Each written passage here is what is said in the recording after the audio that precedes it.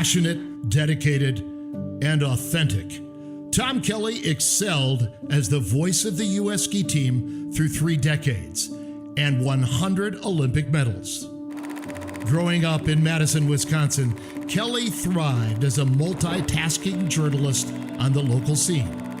In 1977, he was hired as the PR director for Telemark Lodge in Cable, Wisconsin, where legendary proprietor Tony Wise would have a huge impact on his life, and where he would meet his future wife, Carol Dew. Joining the U.S. Ski Association in 1986, Kelly would soon step into a public relations role that he would hold for the next 30 years as the team's vice president of communications.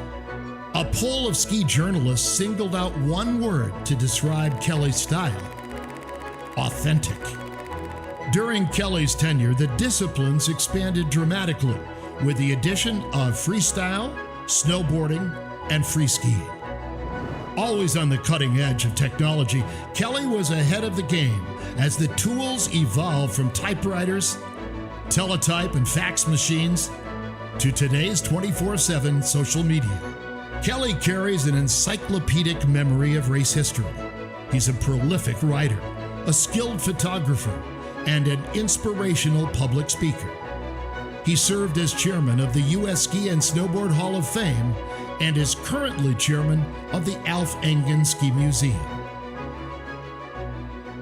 Kelly has supported U.S. athletes representing 100 Olympic medals. He was in the finish area for 75 of those and 50 more in world championships. But the biggest moment came, fittingly, at the 2018 Olympics, where Jesse Diggins and Keegan Randall won the team sprint gold, the first Olympic cross-country medal since Bill Koch's silver in 1976. Given Kelly's Nordic roots, his longtime friendships with the athletes, and the long, dry spell it broke, it was the perfect send-off in Kelly's last Olympics before retiring from the team. Never one to rest, Kelly has launched a new undertaking, Tom Kelly Communications, a PR consulting agency. For his unwavering role with the U.S. Ski and Snowboard team and his passion for the sport and its history, Tom Kelly earns induction into the U.S. Ski and Snowboard Hall of Fame.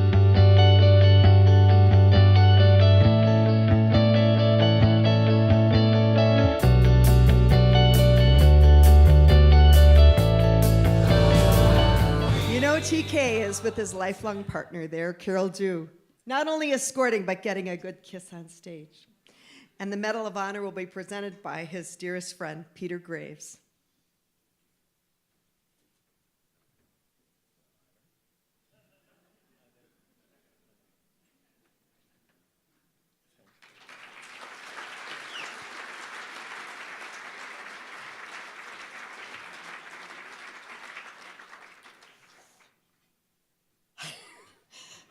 I'll get through it. I will. Tom Kelly. Let's just go TK, right?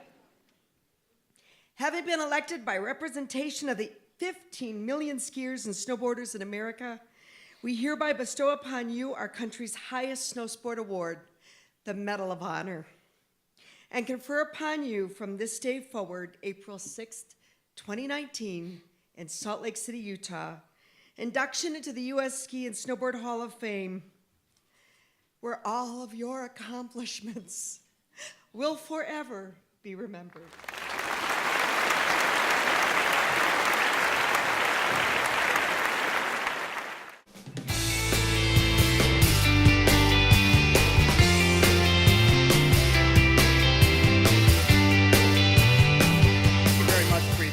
To all of you at the Hall of Fame, thank you for this honor.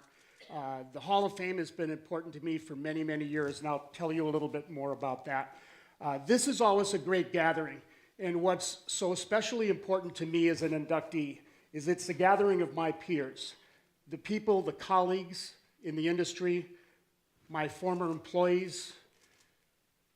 it's just a great honor to have worked with you, and I appreciate all of the support that you've provided over the years. In particular, I worked with 3 amazing leaders at US Ski and Snowboard. I started in 1986. I was hired by Howard Peterson, who is here tonight, who was a real visionary in the sport. I worked under Bill Marolt, who established the best in the world vision, and I learned more about vision and more about team and how to accomplish goals. And I spent the last 4 years of my career working for another great leader, Tiger Shaw, who in my early years in my job as an athlete took me under his wings to help me learn about the U.S. Alpine Ski Team, and I forever be indebted to you, Tiger, for what you did to help. I'm particularly pleased to have so many of my family members here. My sisters, several of our children, our grandchildren. But I want to single out one person who's been at my side for many years, and that is my wife, Carol. So 41 years ago,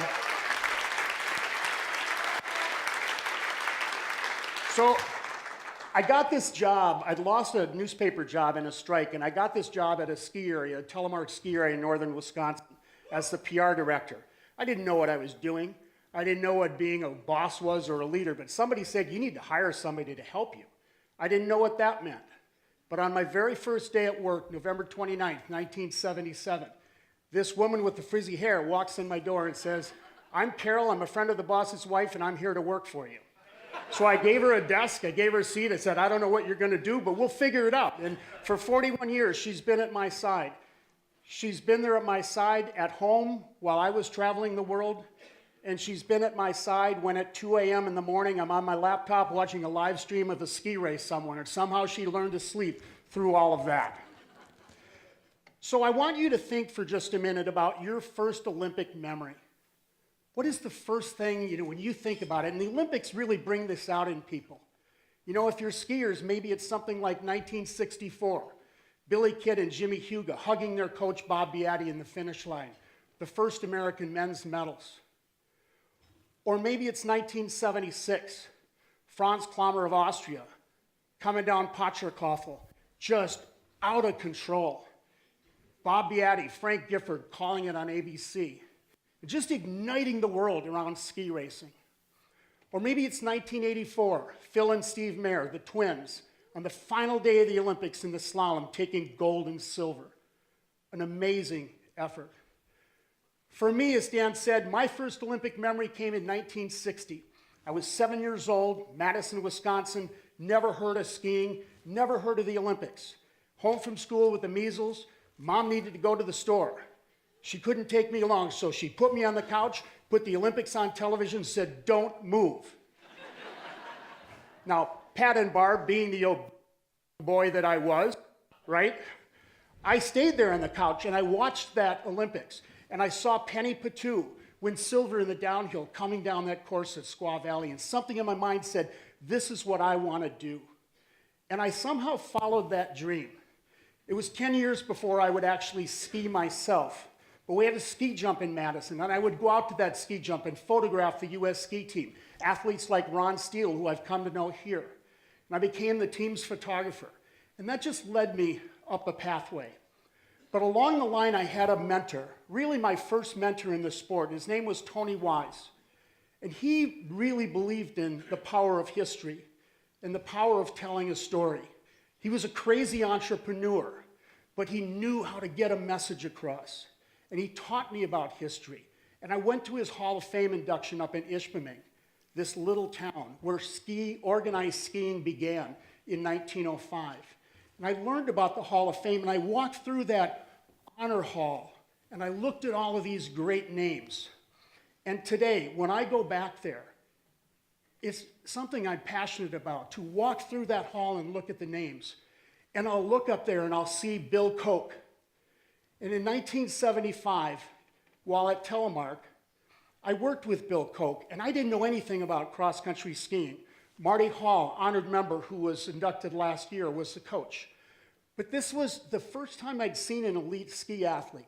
But the one thing I noticed, even though I didn't know about the sport, is I saw the qualities he had, the focus that he had, the dedication that he had. He was just training a little bit different than anybody else. And 2 months later, he went and he won that silver medal. A few years later, we had worked hard, thanks to the efforts of people like Hillary English, to get freestyle skiing into the Olympics. And in 1992, in a raging blizzard in Tignes, France, Donna Weinbrett came down that course. She beat Raphael Monod, the French star, on her home course and won that very first gold medal. And I started to learn what these gold medals meant. A year later, I was with my friend Joe J. Jalbert, also an honored member of the Hall. We were in Morioka, Japan, the World Alpine Championships. This young girl, Peekaboo Street, won a silver medal. Peekaboo's here tonight. Let's give a round for Peekaboo. But what I learned that day, as I watched her that evening, I watched her integrate with the kids, hundreds of kids, thousands of kids. She brought her smile, her exuberance. She brought excitement to the sport. And I watched her go on and win an Olympic medal the next year. And I watched her win that gold medal in '98. But the moment for me that really quantified what Peekaboo was about was winning the downhill title in 1995 and standing in the plaza in Bormio and getting that crystal globe. It hadn't happened in a decade, and she made a difference, and she ignited a whole new period in U.S. ski team history. That '98 Games was an amazing experience, not just for Peekaboo, but the freestyle team won 3 of the 4 gold medals. Johnny Mosley, remember the hat? He won gold in moguls. But for me, the big day was the double gold, 2 gold in 1 day in aerials. Eric Burgess from Montana, who as a young boy used to jump off his parents' roof. And Nikki Stone, who 3 years earlier had been told, Nikki, you're never going to be able to ski again. She did ski again. She went out and she achieved her dream, and she won that gold medal. 2001 in St. Anton, Austria, the birthplace of the sport. Alpine ski racing at its finest. In the Super G, Austria dominates that event. They should have taken the top 5 places. They only took 2 through 4 because Darren Rawls picked up that gold medal in 2001. And then on the eve of the Salt Lake City Olympics in 2002, a young skier who'd been hurt in St. Anton came back in about 9 months from a knee injury, and he won a World Cup in Schladming, Austria, the night race. 50,000 people there, rockets going off, and this kid from America beat the Austrians on their home turf. That was Bodie Miller, and that was Bodie's big debut. And at the 2002 Games, right up in Park, this young starter, Ross Powers, he comes out and he leads a podium sweep in half-pipe snowboarding, gold, silver, and bronze. We all looked up at the scoreboard and we couldn't really understand what had just happened with those medals. Amazing accomplishments by these amazing athletes. In 2006, at the Olympics, Seth Westcott, starting out his run in the new sport of snowboard cross, winning the first of 2 gold medals. And you started to learn that if we put our mind to it, we can indeed be best in the world. There will be, in the next few years, many new Hall of Famers who will stand on this stage, who are making their mark on the sport right now. At the 2013 World Championships in Schladming, Austria, Ted Ligety winning 3 gold medals. Other times, Tony Seiler, Stein Eriksen, Ted Ligety, Jean-Claude Keely. Amazing company to be in. And at that same World Championships, a 17-year-old girl from Vermont, Michaela Schifrin, with a storybook gold medal, kneeling in the finish line, holding her skis up while the camera circled around her. She taught us, too, what you can accomplish as an athlete. In 2010, at the Olympics, the Nordic combined team, which for 15 years had been chasing a vision of accomplishing something never done before, walked away with 4 medals, including a gold from Billy DeMong and a silver in the team event. These guys worked together as a team for 15 years to achieve that goal. In 2010, we saw Lindsey Vonn, long before she had this great streak going, persevere to win the gold medal in the downhill. And I remember her lying in the finish and just shrieking for joy at accomplishing that goal that she had worked so hard for. And for me, a couple of the really special moments came in Pyeongchang. And I used to be asked, what's your favorite Olympic moment? And that was a hard one to answer because there had been so many. And I kind of waffled on the question. But after the team sprint in Pyeongchang a year ago, for me, that question is really quite succinctly answered now. To be able to be there and watch a legend of the sport like Keegan Randall pair up with the new future star, Jessie Diggins. And we all thought that day that we had a chance at a medal. And as that race went on, we were excited because it looked like we were going to win a medal for the USA in cross-country skiing. And then as we got into the race about 2/3 of the way, we watched the tactics and we watched what was happening on the course, and we knew that this was not a race for those women to win a medal. It was a race to win the gold. And as Keegan handed off to Jessie Diggins on that last lap, and Jessie went out and battled the best ski racers in the world, she took every risk. She took the risks on the downhill. She powered her way on the uphills. She got smacked in the face by a ski pole in that final sprint. She took a wide line coming into the finish because she knew she had the gas. And she beat everybody else to that finish line and won that gold medal. And that's what the sport is about.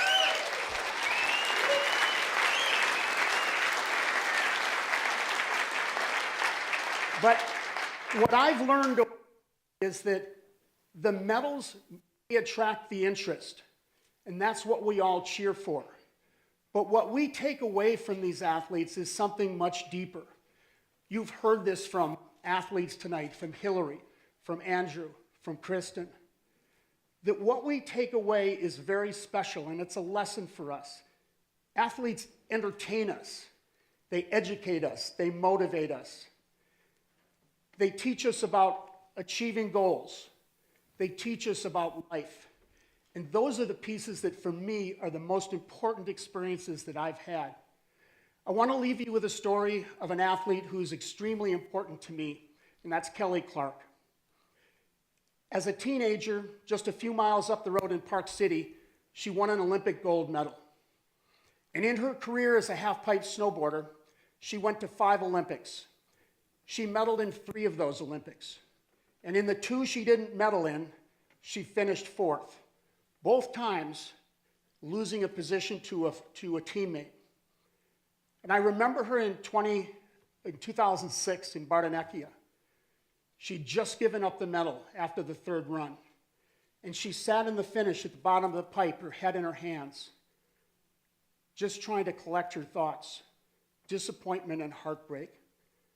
She came back 4 years later to win a medal. 4 years after that, in Sochi, she crashed every single run in training.